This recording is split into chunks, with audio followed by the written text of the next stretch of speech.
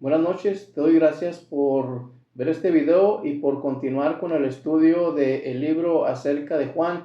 Y en esta ocasión nos vamos a enfocar en Juan capítulo 1 del versículo 6 al versículo 14. La vez pasada nos quedamos en el versículo 5, ahora vamos a continuar con el versículo 6. Y dice este pasaje de la siguiente manera: hubo un hombre enviado de Dios, el cual se llamaba Juan. Este vino por testimonio, para que diese testimonio de la luz, a fin de que todos creyesen en él. No era él la luz, sino para que diese testimonio de la luz. Y aquella luz verdadera, que alumbra a todo hombre, venía a este mundo. En el mundo estaba, y el mundo por él fue hecho, pero el mundo no le conoció. A lo suyo vino, y los suyos no le recibieron. Mas a todos los que le recibieron, a los que creen en su nombre, les dio potestad de ser hechos hijos de Dios, los cuales no son engendrados de sangre, ni de voluntad de carne, ni de voluntad de varón, sino de Dios. Y aquel Verbo se hizo carne y habitó entre nosotros, y vimos su gloria, gloria como del unigénito del Padre, lleno de gracia y de verdad. Vamos a comenzar este estudio desde, como te mencionaba, desde el versículo 6 hasta el versículo 14, y dice el versículo 6 que hubo un hombre enviado por Dios, el cual se llamaba Juan. Fíjate que este Juan al que se refiere es Juan el Bautista. Juan el Bautista, dice la Biblia, que fue un hombre enviado por Dios. Este hombre, Juan el Bautista, Dios lo preparó desde que estaba en el vientre de su madre para que preparara el camino del Señor. Es decir, fue como quien iba adelante para preparar a las personas para que tuvieran corazones dispuestos a la hora de que Jesús apareciera. Lo interesante de esto es que dice la Biblia que este Juan fue un hombre enviado por Dios. Y esto lo dice el libro de Lucas, capítulo 1, versículos 5 al 17. Dice Lucas que los padres de Juan, su madre se llamaba Elizabeth y su padre se llamaba Zacarías. Ambos padres de Juan el Bautista eran de edad avanzada, y aparte Elizabeth era estéril, por lo cual no podían tener hijos. Sin embargo, Dios le concedió a Elizabeth que pudiera concebir a este niño, al cual incluso Dios le dijo que le pusiera Juan. ¿Por qué? Porque si vemos la historia nos damos cuenta que su padre, que se llamaba Zacarías, deseaba ponerle como él. Quería ponerle Zacarías, pero dijo Dios: a este niño le vas a poner por nombre Juan. Dice el libro de Lucas, capítulo 1, versículo 3 al 17, dice literalmente: pero el ángel le dijo: Zacarías, no temas, porque tu oración ha sido oída, y tu mujer Elizabeth te dará a luz un hijo, y llamará su nombre Juan.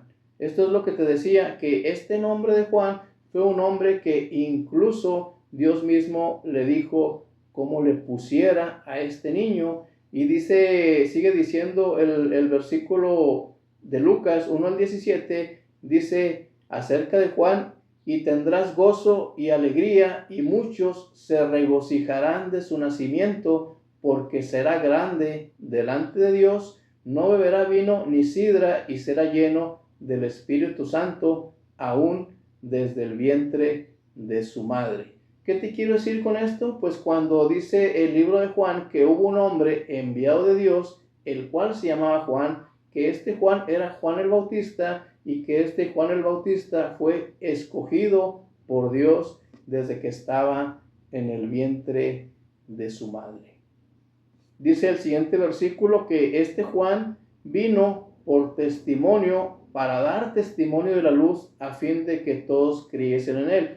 ¿Qué significa esto? Bueno, que Juan vino para preparar el camino de Jesús. Dice, Juan vino por testimonio, para que diese testimonio de la luz, a fin de que todos creyesen en él.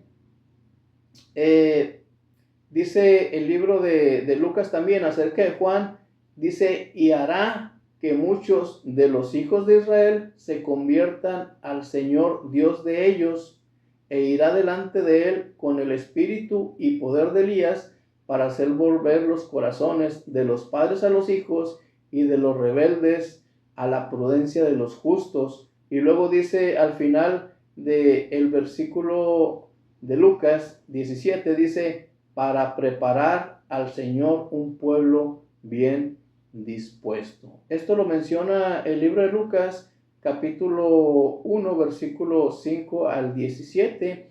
Dice entonces que Juan el Bautista vino para preparar al Señor un pueblo bien dispuesto. Esto es lo que dice literalmente acerca de Lucas, del capítulo 1, versículo 3 al versículo 17. Entonces la misión de Juan el Bautista pues era preparar el camino, o preparar a las personas, mejor dicho, para la venida de Jesús. Dice el siguiente versículo acerca de Juan, dice, no era él la luz, sino para que diese testimonio de la luz. Aquí el evangelista está especificando que Juan el Bautista no era la luz. Él no era el que venía como principal. Él vino para dar testimonio de la luz. Por eso es que el evangelista hace una distinción y dice que Juan no era la luz, sino que vino para que diese testimonio de la luz. Es interesante porque este evangelista hace esta distinción, y es que si han leído los evangelios se pueden dar cuenta que Juan el Bautista era una persona muy famosa, era una persona que tenía muchos seguidores. Muchas personas pensaban que Juan era alguien que iba a ser muy importante y que incluso los podía liberar de la opresión que tenían los del pueblo de Israel por parte del pueblo romano. Y entonces muchos creían que Juan el Bautista se parecía mucho a Elías del Antiguo Testamento y que tendría gran poder, así como el poder que tenía aquel Elías. Y llegaron a pensar de que Juan era esta luz por la fama que tenía y por los seguidores que tenía Juan el Bautista. Pero aquí el evangelista lo aclara y te dice que Juan el Bautista no era la luz, sino que vino para dar testimonio de la luz. Y es por eso que te digo que el evangelista aclara que no era la luz. Y dice Lucas capítulo 5 versículo 17 que Juan el Bautista venía delante de él, o sea, delante de Jesús, para preparar al Señor un pueblo bien dispuesto. Es decir, que Juan no era la luz, sino que vino para preparar el camino al Señor de un pueblo bien dispuesto. Eso lo dice Lucas capítulo 5 versículo 17. Dice el versículo siguiente, hablando acerca de Jesús, que aquella luz verdadera que alumbra a todo hombre venía a este mundo. Dice, aquella luz verdadera que alumbra a todo hombre. Si recuerdas, en el video anterior te mencionaba que Jesús es como una luz que vino a un mundo lleno de tinieblas, y aquí otra vez el evangelista lo llama luz y dice, aquella luz verdadera que alumbra a todo hombre venía a este mundo. Dice el siguiente versículo que en el mundo estaba y que el mundo por él fue hecho, pero que el mundo no le conoció. Fíjate que aquí nuevamente Juan nos habla acerca de la divinidad de Jesús, porque dice que en el mundo estaba y que el mundo por él fue hecho. Es algo similar a lo que nos decía el versículo 3, que dice, todas las cosas por él fueron hechas y sin él nada de lo que ha sido hecho fue hecho. Y en este versículo nos dice Juan que en el mundo estaba esta luz y que el mundo por él fue hecho. O sea, nuevamente nos habla acerca de la divinidad de Jesús, que el mundo por él fue hecho, pero que el mundo no le conoció. Nos damos cuenta entonces pues que el mundo no conoció que Jesús era el Hijo de Dios, no conoció que todas las cosas por él fueron hechas, no conoció que en él estaba la vida, o que él es el que da el aliento de vida, y no conoció que este hombre era el Hijo de Dios. Y dice que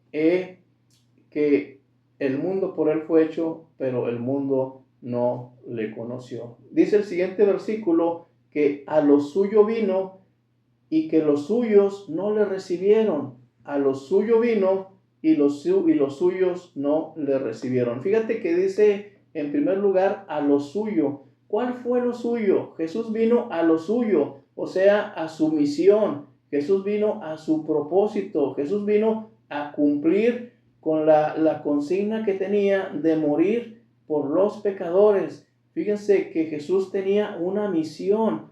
La misión de Jesús no era ser un rey de este mundo, no era ser un principado, no era ser alguien importante, un gobernante. La misión de Jesús la tenía clara. Él sabía que venía a este mundo para morir por los pecados de las personas, y dice el evangelista que Jesús a lo suyo vino, a su misión, a su propósito, y luego dice que los suyos no le recibieron.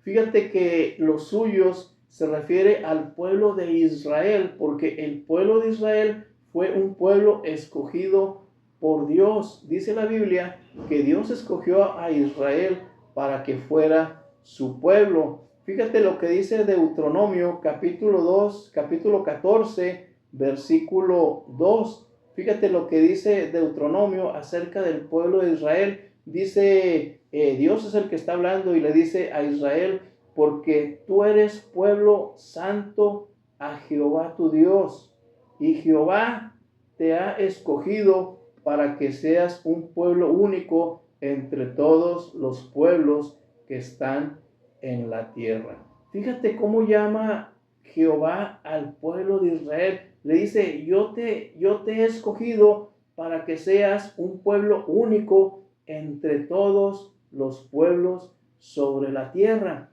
Es decir, que Israel fue un pueblo que era escogido por Dios. Entonces dice el evangelista que Jesús a lo suyo vino, a su misión, pero los suyos, su pueblo, no le recibieron. No le recibieron. ¿Por qué? Porque lo maltrataron, porque no creyeron en él y porque lo crucificaron. A pesar de que vino a su pueblo, al pueblo de Israel, dice que los suyos no le recibieron. Y luego dice el siguiente verso que algunos sí lo recibieron, porque dice: mas a todos los que le recibieron, a los que creen en su nombre, les dio potestad de ser hechos hijos de Dios. Es decir, que algunas personas sí lo recibieron, y que aquellos que lo recibieron, Dios les dio el poder o la potestad de ser hechos hijos de Dios. ¿Quiénes son los hijos de Dios? Los que reciben a Jesús. ¿Y qué significa recibir? Recibir significa creer en Él. Si tú crees en Jesús, si crees que es el Hijo de Dios, si crees que murió por tus pecados, si crees que Él es Dios y tienes fe en Él, entonces tú le estás recibiendo, porque dice que a todos los que lo recibieron, a los que creen en su nombre, les dio el poder o la potestad de ser hechos hijos de Dios. ¿Quiénes lo recibieron entonces? Los que creyeron en él como el Mesías, como el Hijo de Dios y como el Salvador del mundo. Y luego dice el siguiente verso que estos que lo recibieron, dice que los cuales no son engendrados de sangre, ni de voluntad de carne, ni de voluntad de varón, sino de Dios. Es decir, que las personas que recibieron a Jesús son hijos de Dios, pero estos hijos no son engendrados de sangre, ni de carne, ni de varón, sino de Dios. Es decir, que son hijos de Dios de manera espiritual, no de manera carnal, ni de manera humana, sino que son hijos de Dios de manera espiritual. Más adelante te explicaré que este nacimiento se da por medio de el bautismo. Cuando tú te bautizas, cuando te sumerges completamente en el agua, esta sumersión significa una muerte. De manera espiritual significa una muerte al pecado, y cuando emerges del agua significa un nuevo nacimiento, significa que si tú crees en Dios, que crees que Jesús te perdona tus pecados, en el momento en que te sumerges, simboliza o significa una muerte y muerte a los pecados, y cuando emerges del agua del bautismo, entonces has nacido de nuevo. Esto es lo que Jesús le dijo a Nicodemo. Más adelante lo veremos a detalle, cuando Nicodemo le dice, ¿cómo un hombre viejo puede nacer de nuevo? ¿Acaso podrá entrar por segunda vez en el vientre de su madre y nacer? Y entonces Jesús le dice, de cierto te digo que el que no naciere del agua y del Espíritu, entonces no puede ser hijo de Dios. Entonces, más adelante te explicaré cómo el ser hijo de Dios, el creer en Él, se mira, vaya, por medio de lo que es el bautismo, por lo que el bautismo representa, que es una muerte y un nuevo nacimiento. Y dice el último versículo que veremos el día de hoy, dice que aquel verbo, hablando acerca de Jesús, aquel verbo se hizo carne y habitó entre nosotros, y dice Juan, y vimos su gloria, gloria como del unigénito del Padre, lleno de gracia y de verdad. Este versículo es uno de mis versículos favoritos de la Biblia, porque dice que aquel verbo, fíjense lo que dice, si vemos acerca de, si recordamos el video pasado, la clase pasada, te mencionaba que en el principio era el verbo y que este verbo estaba con Dios desde antes de la fundación del mundo, y que este verbo era Dios, de que Jesús es Dios mismo y es igual a Dios y que están desde el principio. Te mencionaba que todas las cosas por Él fueron hechas, dice Juan, y que sin Él nada de lo que ha sido hecho fue hecho. Y luego sigue diciendo Juan que aquella luz verdadera que alumbra a todo hombre venía a este mundo, que en el mundo estaba y el mundo por Él fue hecho. Y luego dice Juan también acerca de Jesús que en Él estaba la vida y que la vida era la luz de los hombres. Fíjate que me gusta mucho este último versículo que estamos leyendo, de que aquel verbo se hizo carne y habitó entre nosotros, porque te está hablando de que este Dios todopoderoso, que estaba desde antes de la fundación del mundo y quien creó todas las cosas, este ser eterno y poderoso, en un momento, dice Juan, se hizo carne, se encarnó, se hizo un humano y habitó entre nosotros. ¿Te das cuenta de la magnitud de lo que significa esto? Que este Dios todopoderoso, de que este verbo que en el mundo estaba y que el mundo por Él fue hecho, el que hizo todas las cosas, el que estaba en el principio con Dios, en un momento se hizo carne y habitó entre nosotros. Imagínate el poder de estar allá con Dios desde la eternidad y de pronto nacer en un pequeño bebé. Después de ser el Dios, el creador del mundo, naces y te encarnas en un bebé, porque dice Juan, y aquel verbo se hizo carne y habitó entre nosotros. Ese Dios que hizo todas las cosas, dice Juan, se hizo carne, se hizo humano y habitó entre nosotros. Y luego dice, y vimos su gloria, gloria como del unigénito del Padre. Es indudable que Juan vio la gloria de Jesús cuando Jesús se encarnó. ¿Cómo vio su gloria? Vio su gloria en las enseñanzas que daba. Vio su gloria en los milagros que hizo. Vio su gloria en aquella transfiguración cuando el rostro de Jesús resplandeció y que al lado de él apareció Elías y apareció Moisés. Ahí vio su gloria, y vio su gloria cuando Jesús resucitó. Seguramente que Juan vio morir a Jesús en la cruz y después lo vio resucitado. ¿Y saben cuándo vio su gloria?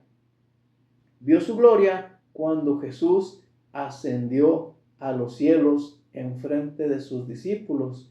Cuando Jesús asciende a los cielos, Juan vio su gloria. Es por eso que dice Juan que aquel verbo se hizo carne y habitó entre nosotros, y luego dice, y vimos su gloria.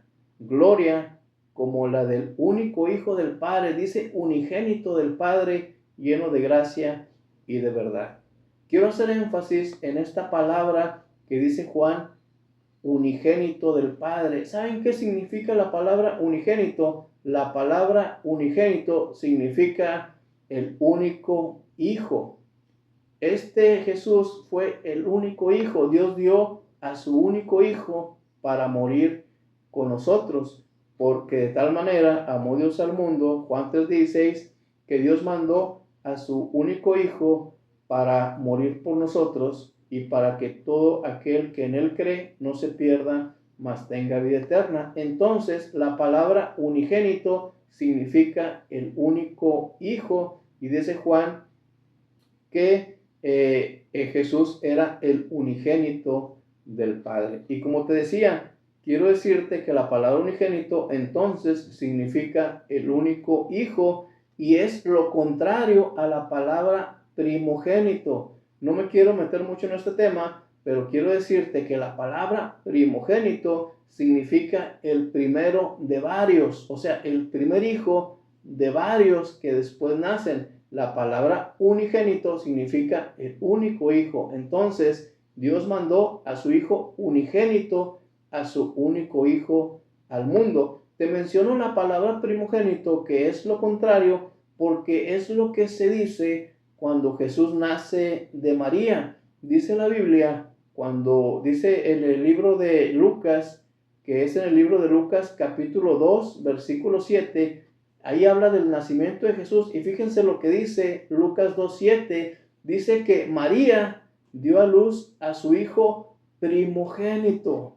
Fíjense que no dice hijo unigénito, dice primogénito. Lucas 2:7 dice que María dio a luz otra vez a su hijo primogénito y lo envolvió en pañales y lo acostó en un pesebre, porque no había lugar para ellos en el mesón.